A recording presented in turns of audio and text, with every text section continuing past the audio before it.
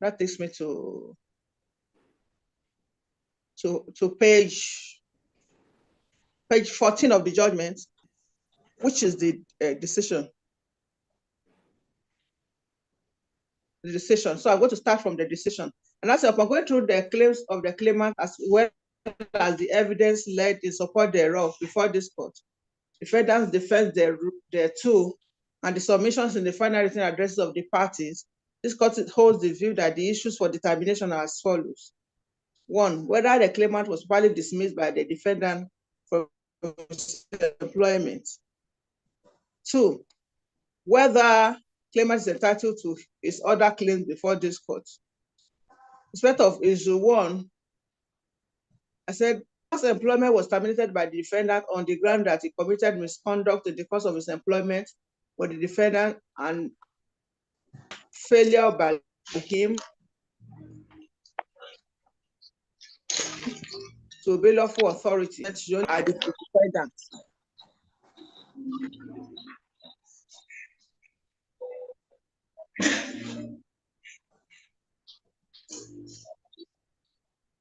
To him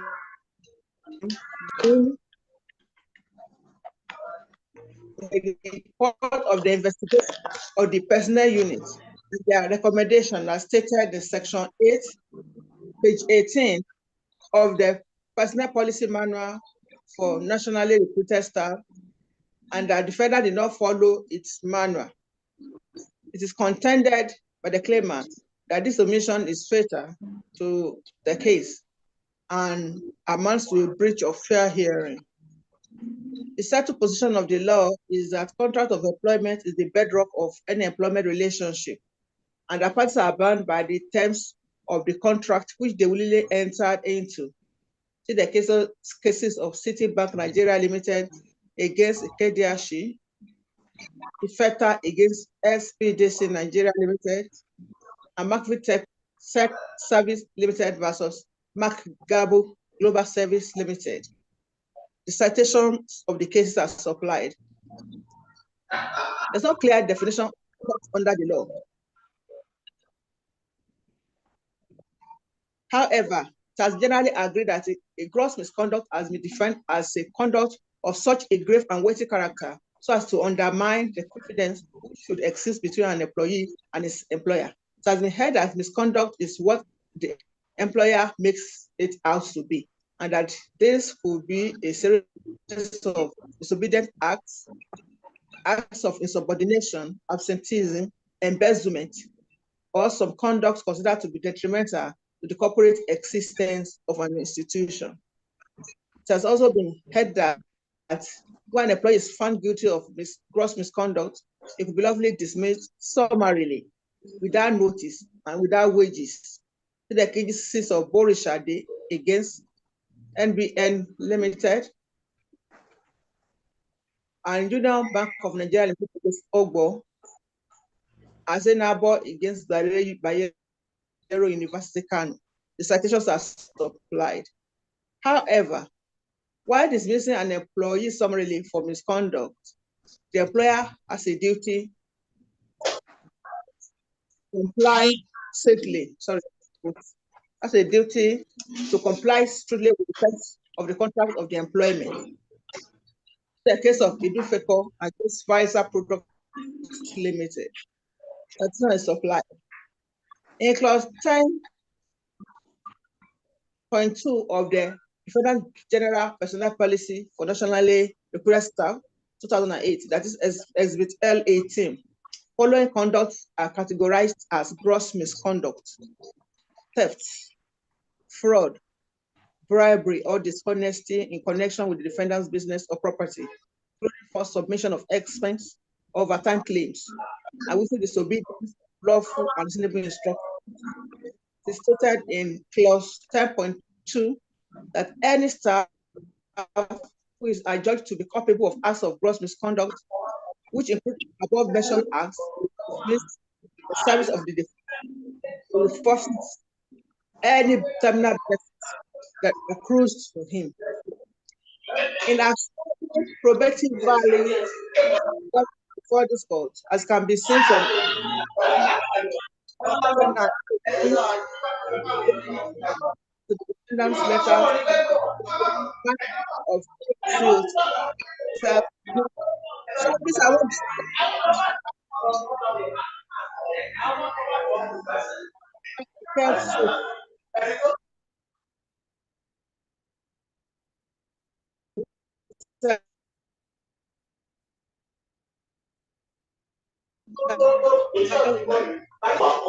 To confirm the lodge.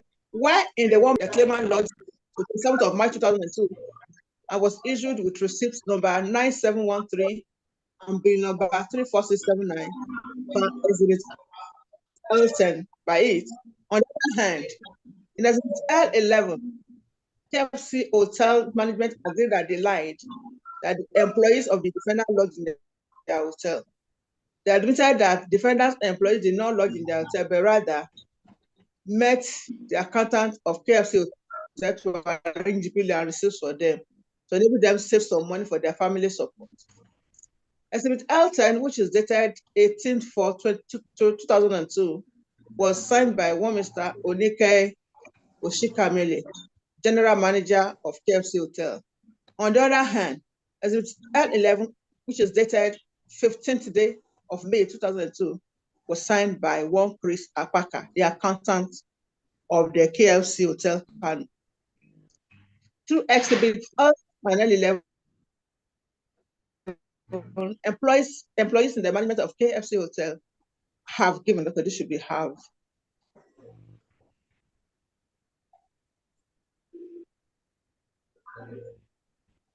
So through exhibits L1, so L10 and L11, employees in the management of KFC Hotel have given conflicting evidence to the defendant concerning claimants and other staff of the defendant.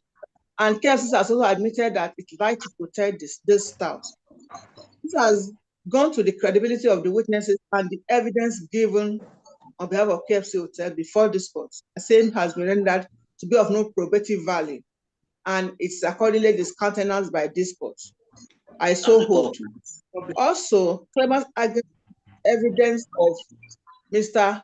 Osho Kamele has clarified the raging controversies in respect of the lodgment of the defendant's staff cannot stand for the reasons earlier stated in this judgment, and for the other reasons stated in the submissions and the reply on points of law of the defendant, to the effect that the defendant did not have the opportunity to examine the witness as specified by Section 46 of the Evidence Act, and that the evidence is one-sided and does not comply with the rule of fair hearing, and that the court did not have the opportunity to see the demand of the witness, especially when it's a letter written by him.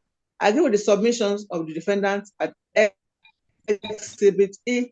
I think the CTC of the evidence led by the same Onike Thomas Oshoka Meme cannot be taken to have clarified the controversies regarding letters presented by KFC Hotels, as he was the writer of Exhibit L10, which had earlier been discountenanced by this court.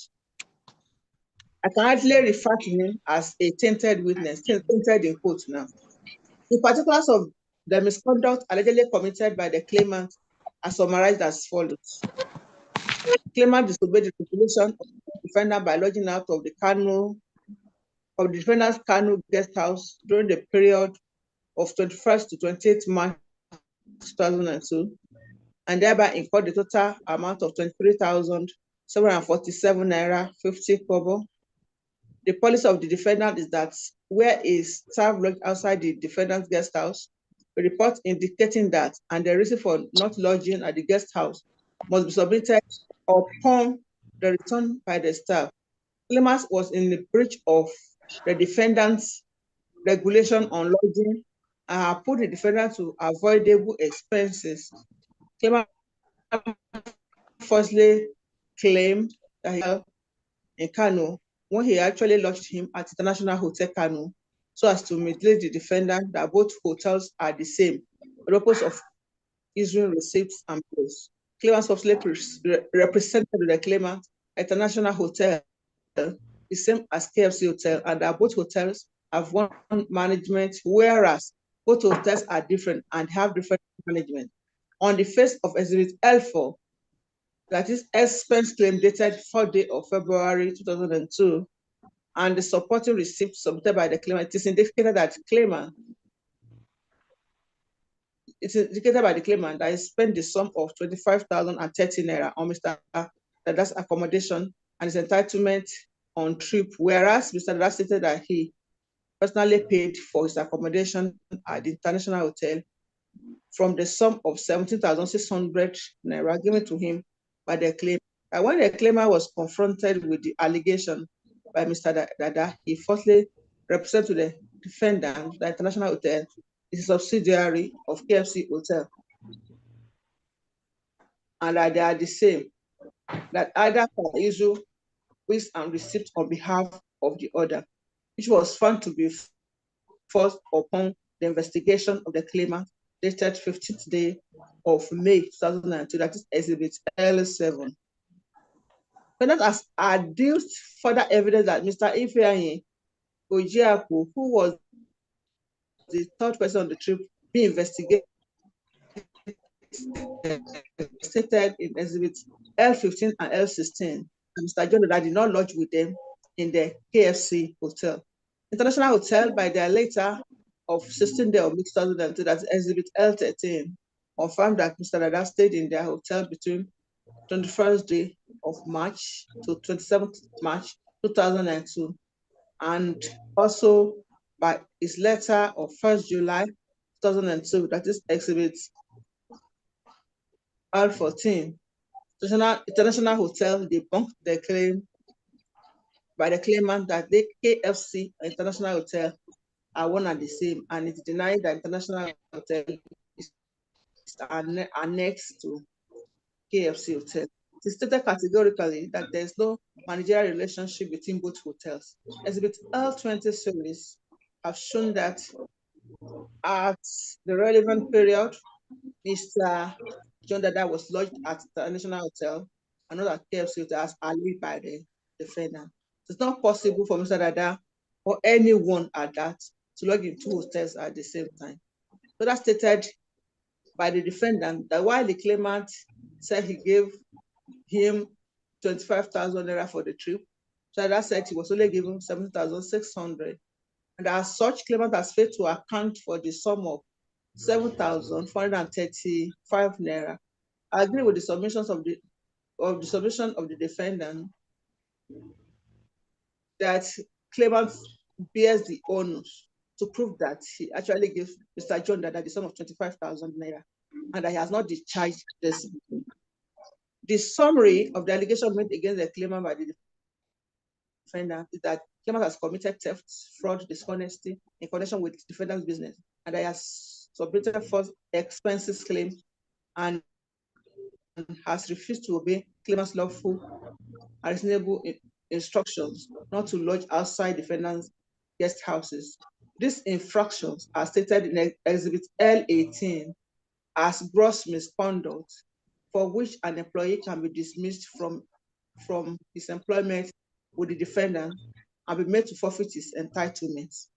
The evidence led by the claimant, in support of his action was rejected by the defendant as being insufficient, and that has led to his dismissal in the first place. Also, since this court has discounted the evidence presented by KFC Hotel in support of the claimant's case as being of no probative value, rejected the evidence in Exhibit E for the reasons earlier stated. The claimant actually has no evidence in support of his case. Even the receipts and bills presented by him, which are purportedly issued by KFC Hotel, are also affected. I find that the queries given to the claimant emanated from defendant's employee services manager, contrary to the claimant's submissions. Furthermore, a perusal of the entire evidence led by the defendant shows that the evidence is credible and same having been supported by different exhibits. Of particular importance is the evidence of Mr. Ojiaku, who was present at the journey. I will testify that claimant did not give the sum alleged by him to Mr. Dada to the best of his knowledge. For all reasons earlier stated, I believe the evidence of the defendant.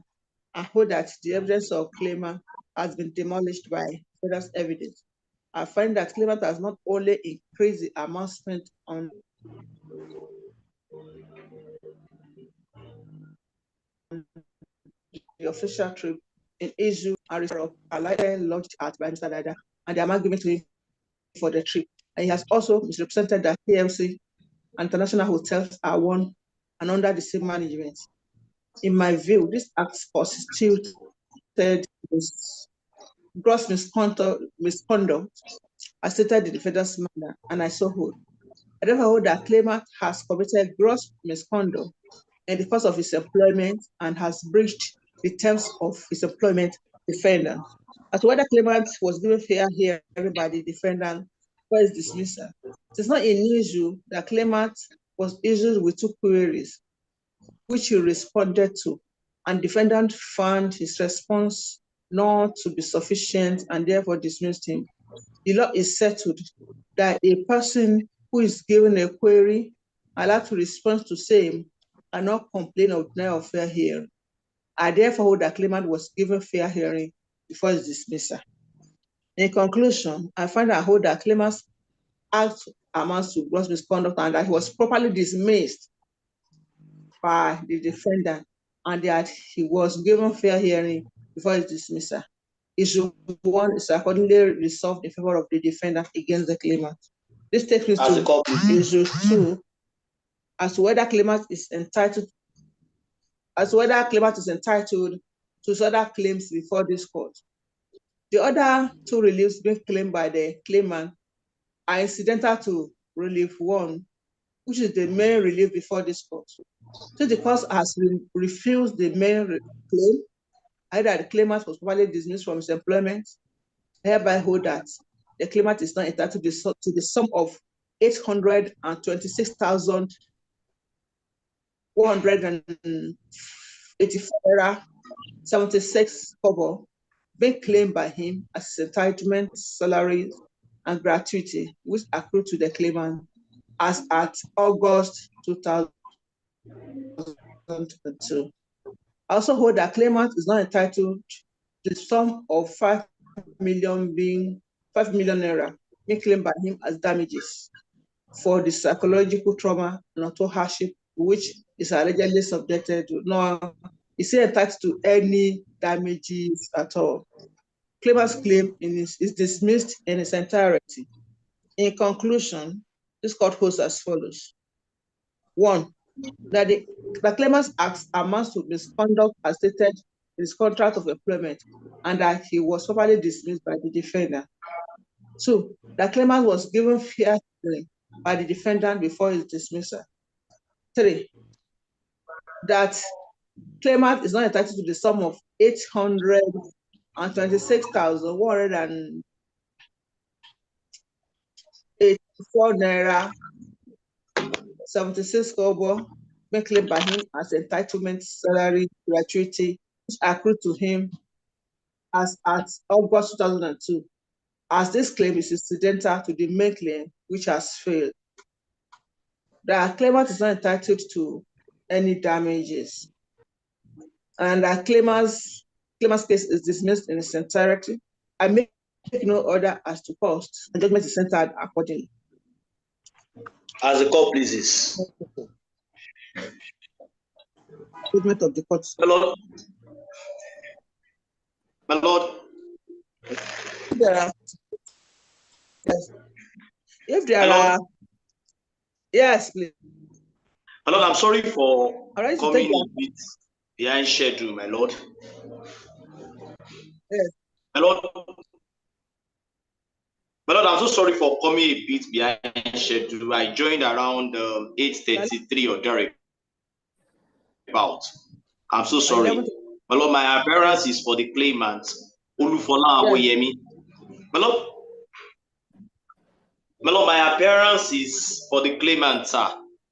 Olufola Aboyemi. I missed my Lord also on the last date. My my junior was there to hold my brief. I was not around. I missed my Lord on the last date. I'm happy that I'm here today. My Lord, Ulufola Awuyemi, my Lord, for the claimant, sir. My Lord, I want to thank my Lord for the well-considered ruling. And again, I want to thank my Lord for the industry put into this judgment, my Lord. We all know that my Lord is no longer with us physically, but you are with us spiritually, my Lord.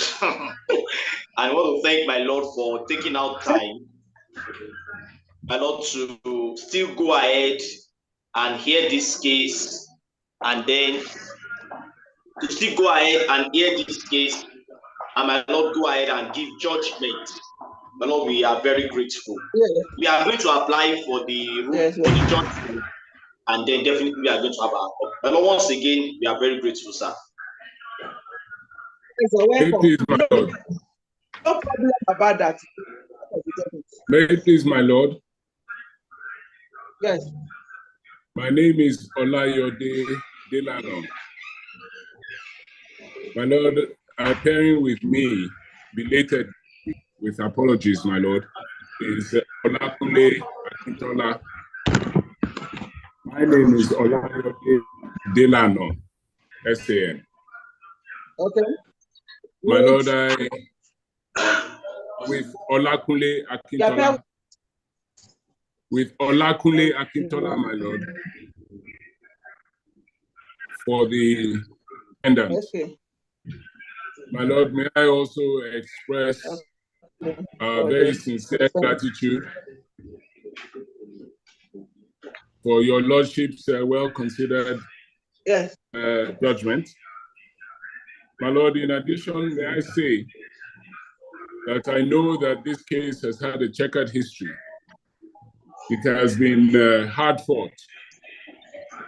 It is relating to actions from about 20 years ago. So we are grateful to your Lordship that have brought this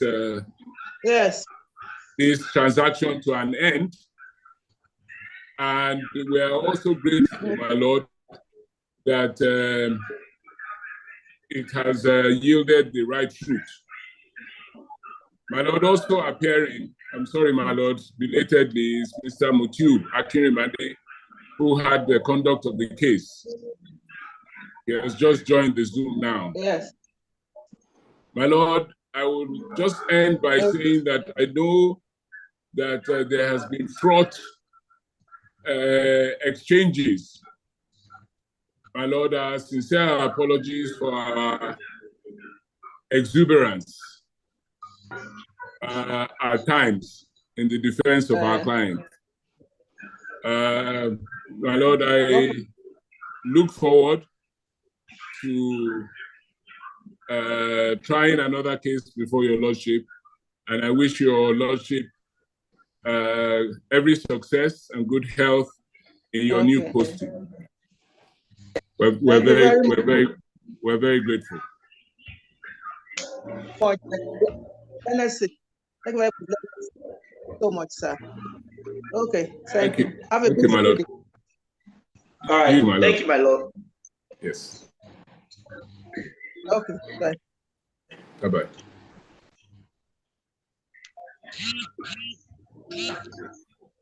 Okay, bye. Oh,